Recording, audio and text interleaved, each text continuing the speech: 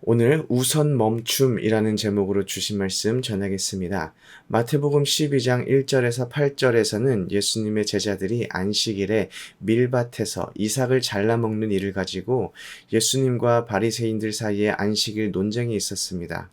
오늘 우리가 읽은 마태복음 12장 9절에서 21절 역시 안식일에 관한 논쟁이 이어집니다. 구절을 보면 거기에서 떠나라고 시작합니다. 바리새인들과 안식일에 이삭을 잘라 먹은 사건으로 인해 논쟁을 벌인 그곳에서 떠나서 그리고 그들의 회당에 들어가시니라고 표현되어 있습니다. 예수님께서 회당에 들어가셨다고 말씀하셔도 다들 어디에 가셨는지 이해가 가능한데 마태는 굳이 그들의라는 표현을 사용했습니다. 그들의 회당이라는 표현을 통해서 회당에는 예수님에게 호의적이지 않은 사람들이 많이 있었던 것을 알 수가 있습니다. 10절을 보면 두 번째 안식일 논쟁에 폭풍의 핵심 인물이 등장합니다. 한쪽 손 마른 사람이지요. 그리고 마태는 사람들이 예수를 고발하려고 라고 증언하면서 사람들이 의도를 가지고 예수님께 도전하였음을 분명하게 드러냅니다. 그들의 질문이 무엇입니까? 안식일에 병 고치는 것이 옳으니까입니다. 안식일이 무엇일까요? 창세기 2장 2절을 보면 하나님께서 천지를 만드시는 것을 6일 동안 다 하시고 일곱째 날에 안식하시니라고 기록되어 있습니다. 그런데 바로 이어서 3절에도 하나님이 그 일곱째 날을 복되게 하사 거룩하게 하셨으니 이는 하나님이 그 창조하시며 만드시던 모든 일을 마치시고 그날에 안식하셨음이라 라고 또 하나님께서 안식하셨음을 바로 연이어서 성경이 말하고 있습니다. 그만큼 안식이 중요하다라는 것이지요. 안식일에 관해서는 출애굽기에 좀 더 구체적인 명령으로 드러납니다. 출애굽기 16장을 보면 하나님께서 이스라엘 백성들에게 만나를 주십니다. 그런데 여섯째 날에는 갑절의 식물을 거두게 하시고 일곱째 날에는 안식을 명하십니다. 그런데 사람이 꼭 하지 말라면 숨어서 하는 사람들이 있죠. 출애굽기 16장 27절을 보면 일곱째 날에 백성 중 어떤 사람들이 거두러 나갔다가 얻지 못하니라 라고 기록되어 있고 이어지는 28절에는 하나님께서 너희가 내 계명과 율법을 지키지 아니하려느냐라고 책망하십니다. 그리고 신명기 5장 15절에서는 내 하나님 여호와가 내게 명령하여 안식일을 지키라 하느니라 라고 안식일을 지킬 것을 명령하고 있습니다. 일곱째 날에는 일하지 말고 쉬라는 것이지요. 하나님께서도 안식을 하셨을 만큼 유대인들에게 안식일을 지키는 것은 너무나도 큰 일입니다. 예수님도 이것을 알고 계셨습니다. 안식일에 병을 고치는 것이 옳으니까 라고 물어보는 사람들에게 예수님의 대답이 이어집니다. 어떤 사람이 양 한 마리가 있어 안식일에 구덩이에 빠졌으면 끌어내지 않겠느냐라고 반문하신 것은 이미 사람들이 안식일에 양이 구덩이에 빠져 있으면 그것들을 끌어냈다라는 것이죠. 안식일도 안식일이지만 구덩이에 양이 빠져서 실제적으로 재산에 손해가 생기는 것을 싫어했다라는 것입니다.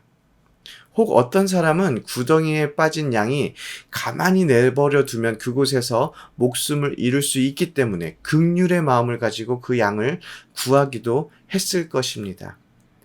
만약 유대인들이 전자의 마음을 품었다면 그들이 안식일을 거룩하게 지켜야 한다고 주장할 때 이 얼마나 가식적인 모습입니까?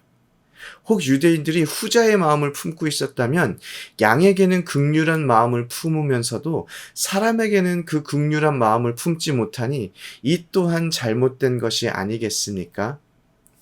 예수님의 결론은 12절입니다.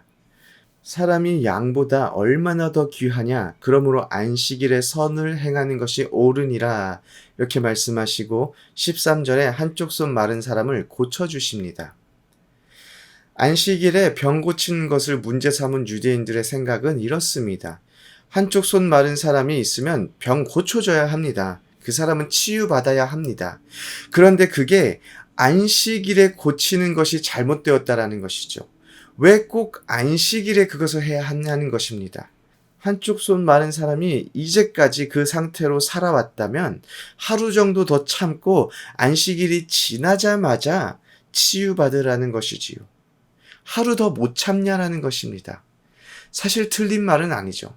안식일을 거룩히 지키면서 하루 더 참았다가 그 다음날에 병을 치유받으라는 주장도 어느 정도 일리가 있습니다. 그런데 문제는 이것이 전적으로 자신들의 입장이라는 것입니다. 본인이 신체에 장애가 있거나 질병이 있어도 이런 생각을 할 수가 있을까요? 그리고 하나님의 마음도 유대인들과 같은 마음일까요?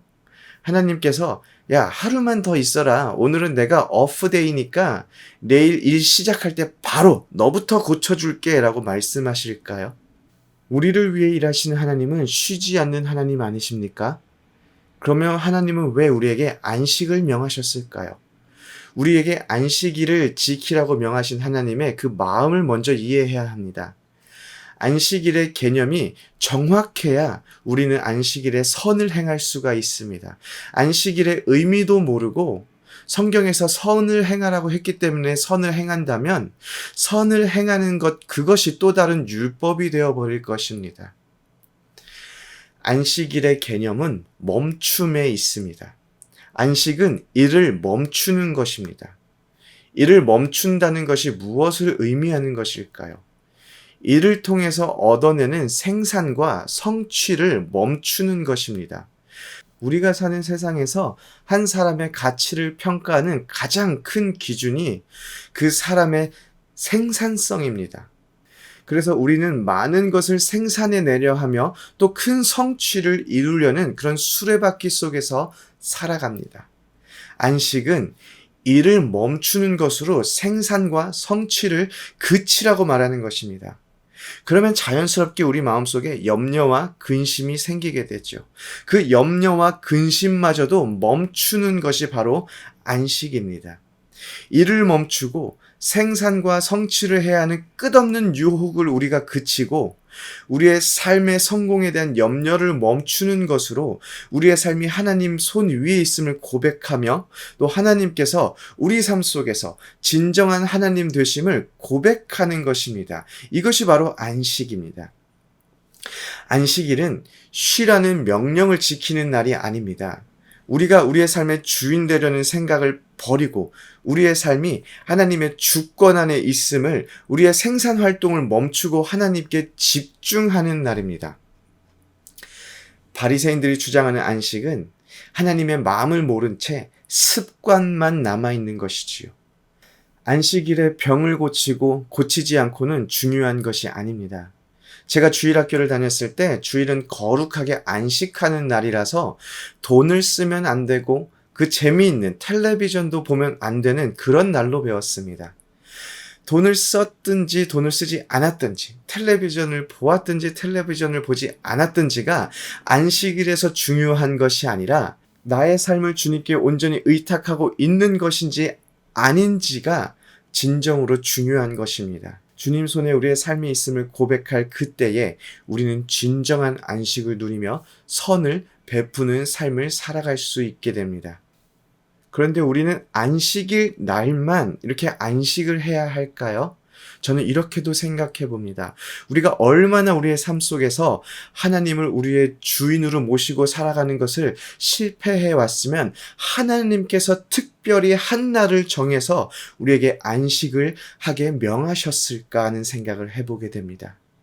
오늘 우리는 하나님 안에서 진정한 안식을 누리는 것으로 주님께서 우리의 삶의 주인 되는 것을 고백하는 것으로 우리의 삶이 주님 손에 있음을 우리가 믿고 붙잡고 살아가는 삶을 살아내시기를 소원합니다. 아멘.